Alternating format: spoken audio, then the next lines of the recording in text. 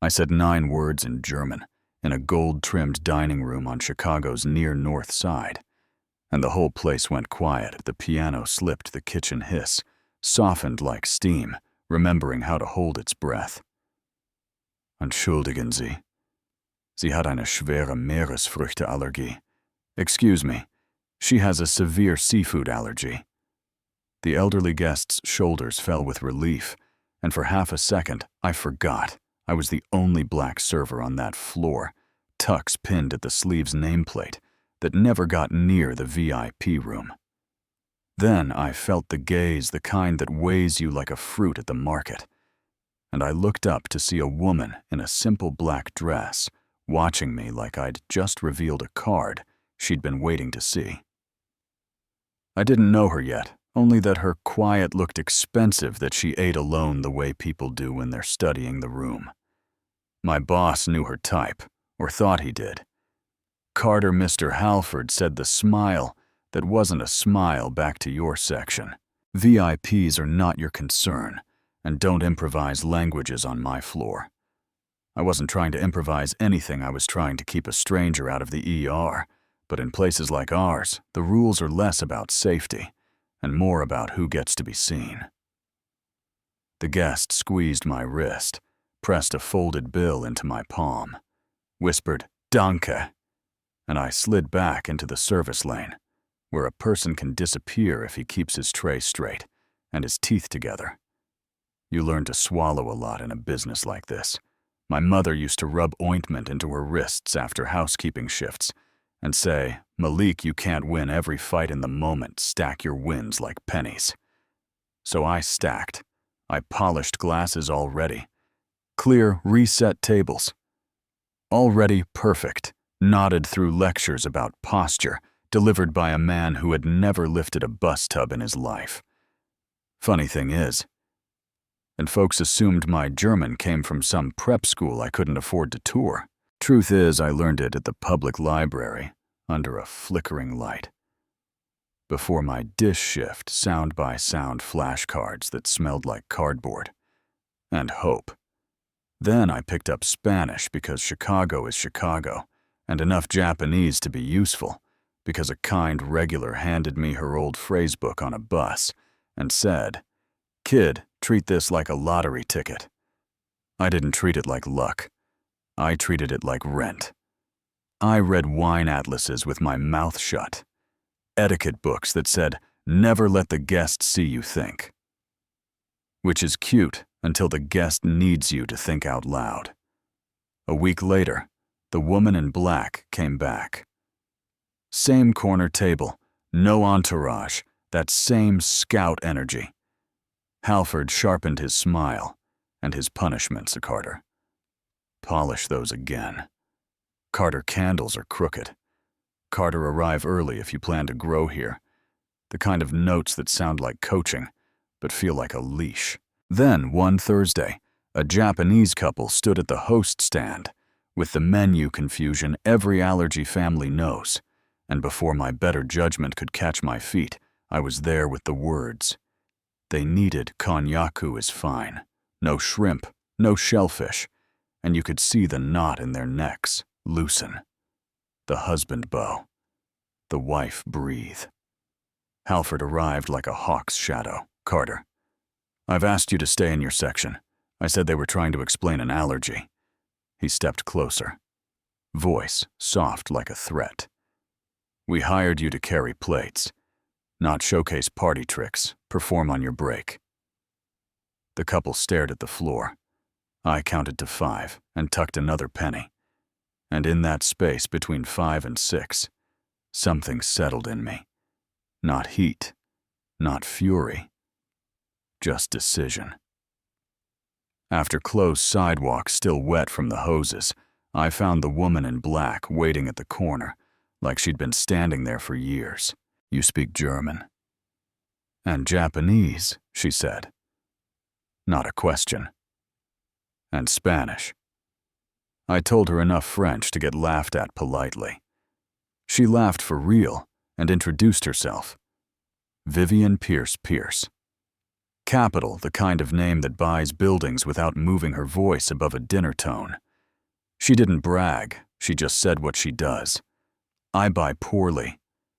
Managed places with good bones, and fix the bones, and your restaurant has bones. Location press, yes, but a management problem that stains everything. Knowing isn't the same as proving, I said, and she nodded like a coach when the player finally names the play. Exactly. So we prove it. She slid a tiny recorder across the table at a diner that served coffee, like burned decisions. Clip it, document dates, times, witnesses. Let their habits write the story they've been performing for years. Give me 2 weeks. I'm not naive. I knew HR existed. City hotlines existed. Attorneys existed. But so did rent. So did gravity in this industry, where a whisper can blacklist a name faster than facts can tie their shoes. Vivian wasn't a miracle. She was a lever. So I clipped the mic to my tie and let the man rehearse. You want to know what we caught the music behind the music, the way section assignments became a map of who belongs and who polishes Isabella to dishes. Because the accent reads casual. Marco to the donors because the look reassures David. Rotated off table 15 because the room expects a certain face tip. Pools shaved by smiles that talk fairness, while the math says otherwise. I wrote everything down, times, wines. Who stood where when certain words were said. Carmen. 8 years deep, tapped the silverware caddy and whispered, "You keeping score, baby?" And when I tapped my pocket, she gave me the kind of nod church ladies save for good news and funerals. 2 Saturdays in Vivian. Texted me a time 7 p.m. Black tie gala Maison Verne, vibrating with extra flowers and extra nerves. Halford did his little lineup, slipped me onto the pass, where you can smell the $1,000 Cabernet, but never see it poured, and told me fundraising crowds prefer a certain look. I wanted to ask what Pantone number that look comes in, but I was busy counting to 5. Vivian moved through the room like a quiet note. Only people with tuned ears can hear than at 8:10. Halford tapped a glass and started his speech about excellence and standards, the Maison Verne way, and the pianist held a long pedal, and the donors leaned forward, and the sound system changed its mind. We hired him to carry plates, not to showcase party tricks. Put Isabella on dishes, that accent reads casual. We'll put Marco on them. I don't want that table feeling uncomfortable. Stay in your lane. Carter, people like you get farther when they remember the lanes. Moneyed rooms get very still when the mask slides. You know what I mean. And Vivian didn't raise her voice. She never does.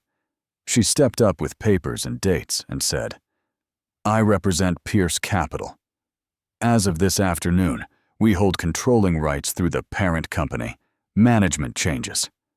Effective tonight, Mayor Halford. Your tenure ends here. Compliance is in the office now. Staff will be heard." He reached for words, found none. The room stared at shoe leather. Carmen's chin lifted half an inch, and that half inch felt like a bridge. Vivian turned to me. "Malik, would you say a few words?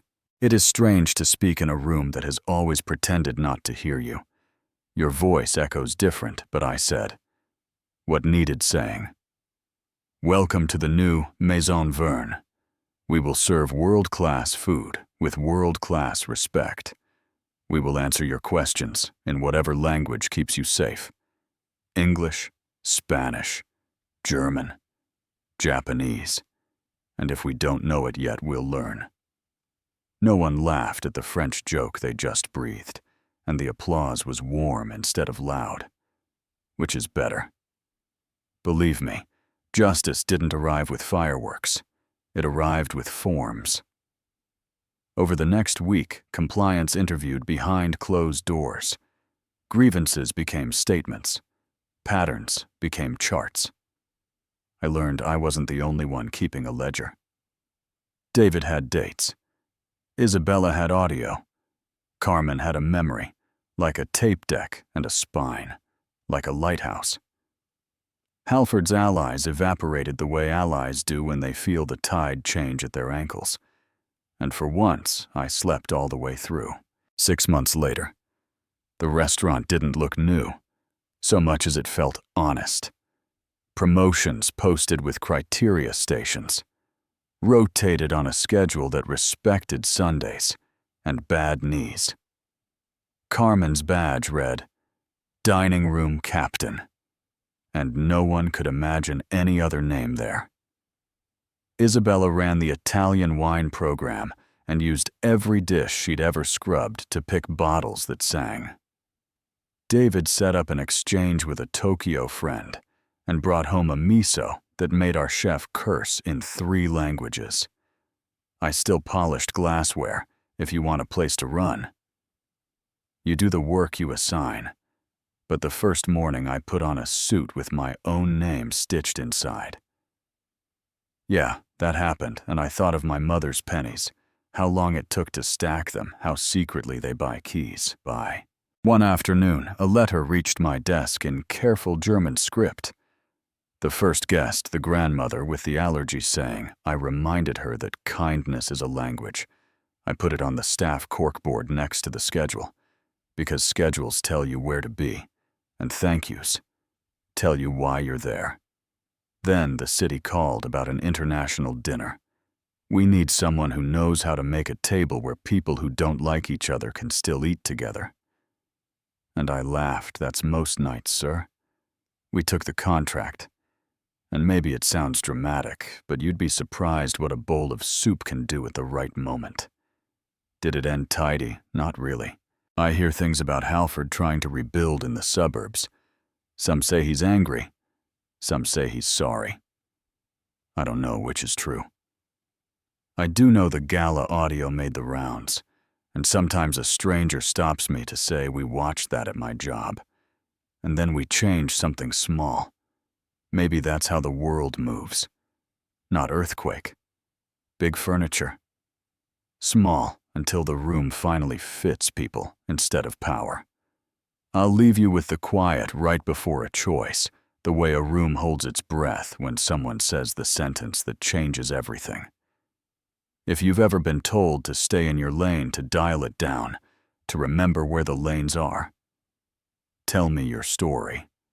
Was what happened to Halford justice, or just expensive PR with great timing? Where have you seen gatekeeping wear a suit and call itself standards? Drop your take in the comments. Tell me the moment you spoke up, or the moment you wish you had the boss who changed, or the one who never did. And if this hits you in that place under the ribs, where you keep your pennies like the video, and subscribe. So more of these, find the people who need them. And if you've got a language someone else needs to hear, even if it's just patience, use it the next time the room goes quiet. That might be the night everything changes.